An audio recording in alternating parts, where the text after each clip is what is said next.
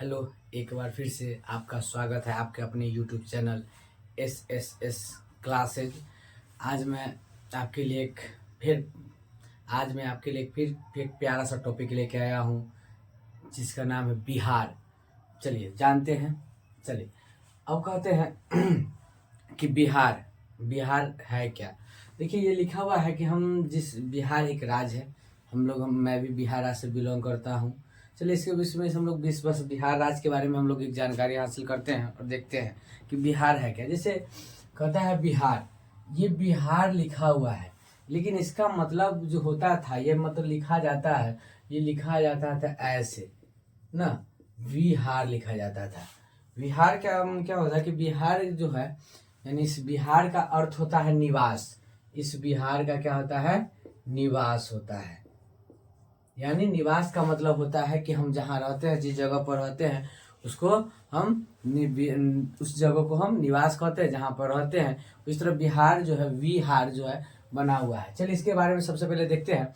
इसके लिए मतलब इसमें बहुत सारा जो है, इसमें मतलब बहुत सारा टॉपिक है। इसमें कुछ लेके आए फिर कुछ अगले वीडियो में लेके आएंगे। चलिए पहले कहता है कि बिहार, पहला है कि बिहार के जनक श्री कृष्ण सिंह आधुनिक बिहार के निर्माता है। यानी आपके लिए क्वेश्चन कह देगा कि आधुनिक बिहार के निर्माता कौन है, तो कह देंगे श्री कृष्ण सिंह। आधुनिक बिहार के निर्माता कौन है?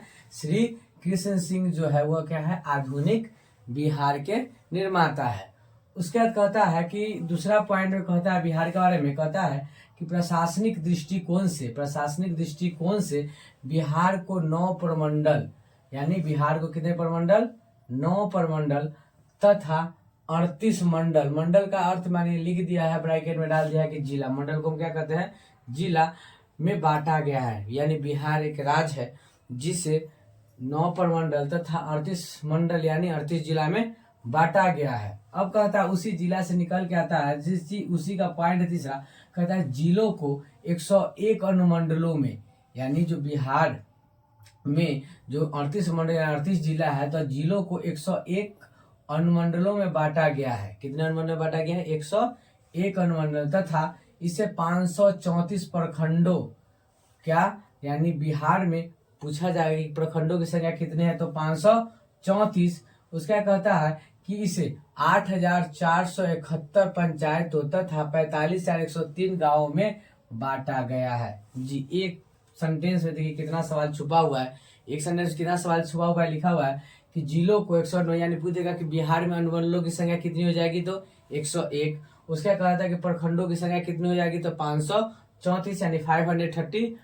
उसका पंचायत क्वेश्चन पूछ सकता है कि बिहार में पंचायतों की संख्या क्या है, 8,471 यानी 8,471 जो पंचायतों की संख्या है। अब कुल गाँव की संख्या लगभग 100% गिना हुआ, लेकिन कुछ गाँव का जो बढ़ते चला जाता है उसमें कहा गया कि 45,103 गांव में बांटा गया है। यानी बिहार का ये कुल, यानी समझिए कि बिहार में गांव की संख्या, पंचायतों की संख्या, प्रखंडों की संख्या, मंडलों की संख्या, प्रमंडलों की संख्या कहती है एक प्रमंडल। उसका कहता है कि बिहार का पुराना नाम मगध, यानी कहा जाता है कि बिहार जो नाम पड़ा है वो मतलब उससे पहले जो बिहार का नाम था वो क्या था? मगध के नाम से जाना जाता है। यानी बिहार जिस जगह में हम रहता हूँ यानी जिस हम राज्य से बिलोंग करते हैं उस इसका पुराना नाम क्या था? मगध था। अब कहता है उसका अगला टॉपिक कहता है कि बिहार की स्थापना 22 मार्च 1912 को हुई। यानी कह सकते हैं कि बिहार का पूछेगा, बिहार क्वेश्चन अक्सर मतलब किसी भी तरह के प्रतियोगिता परीक्षा में पूछा जाता है कि बिहार, यानी हम लोग बिहार स्थापना दिवस के यानी 22 मार्च को हम लोग बिहार का स्थापना दिवस मनाते हैं, फिर मनाएंगे। यानी बिहार का स्थापना दिवस को होता है तो 22 मार्च होता है। यानी कह सकते हैं बिहार का स्थापना 22 मार्च 1912 को हुई थी। अब समझ वही है कि 1912 से पहले, 1912 के बाद इसका नाम क्या पड़ा था? बिहार पड़ा था, लेकिन उससे पहले इसका नाम क्या था? मगध था।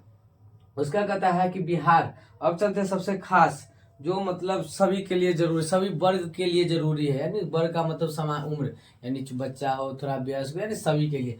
यानी कहता है कि बिहार, मान लेते हैं कि हमारा ये बिहार है, ये बिहार है। अब इसमें अब हमको जानता है कि प्रमुख मुख्य दिशा हमारे 4 होती है, तो बिहार का चौथी है। यानी बिहार राज्य है, इसके चारों ओर यानी इसके चारों ओर कौन कौन सा मतलब बसा हुआ, यानी इसके मतलब निकटवर्ती, यानी इसके चौहद्दी का मतलब है इसके इर्द गिर्द, यानी इसका सीमावर्ती को कौन कौन चीज छूता है तो समझिए।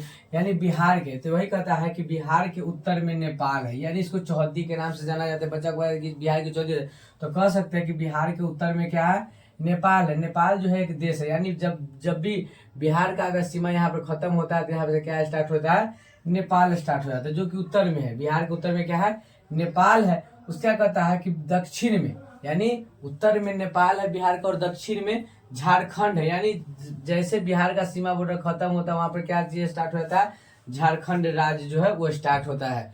जो इसे झारखंड, जो बिहार भी जो बना हुआ है वो झारखंड से अलग, पहले बंगाल से अलग हुआ, फिर झारखंड से अलग हुआ, यानी इसको टुकड़ा टुकड़ा कर दे तो बिहार एक बहुत ही विशालतम राज्य होता अगर इनका बाईपार्ट अगर नहीं किया जाता तो। उसका कहता है, हमने बताया क्या, उत्तर में नेपाल, दक्षिण में झारखंड। उसका कहता है पूरब, पूरब में पश्चिम बंगाल, पूरब में क्या है, पूरब में क्या है इसका, पश्चिम बंगाल है।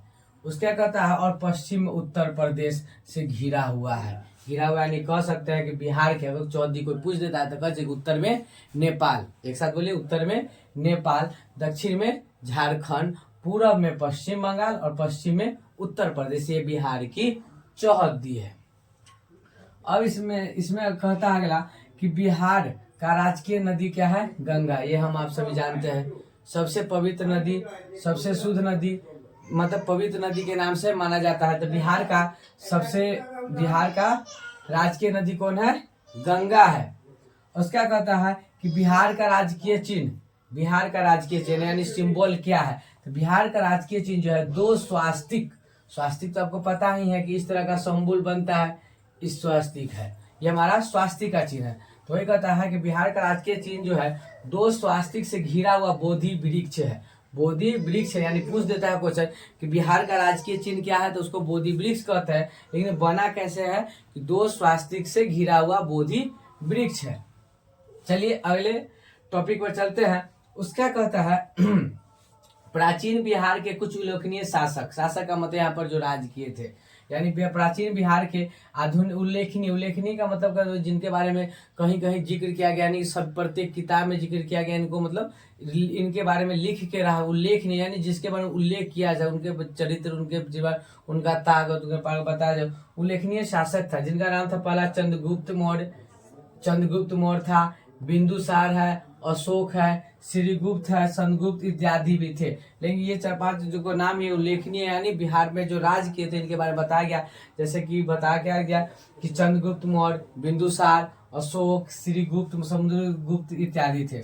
उसके बाद है बिहार का सबसे प्रसिद्ध और मौलिक, बिहार का सबसे प्रसिद्ध यानी फेमस और मौलिक त्योहार जो है छठ पूजा है, यानी बिहार जो राज्य है वो छठ पूजा के नाम से ही फेमस है। यानी दूर दूर से मतलब छठ पूजा को भारत में ही नहीं अन्य देशों में भी छठ पूजा बहुत ही फेमस बिहार का। जैसे बिहार का तो माना जाए तो बहुत ही फेमस है, जैसे इसमें मतलब जिक्र नहीं है, जैसे मान लेते हैं कि लिट्टी चोखा, ये भारत को छोड़ के विदेश में भी बहुत ज़्यादा फेमस है। उसके बाद बिहार का ये छठ पूजा, उसके बाद मतलब सबसे ज़्यादा IPS देने वाला राज्य ये भी बिहार ही है, IPS BPS यानी हर एक सेक्टर में बिहार का वो है।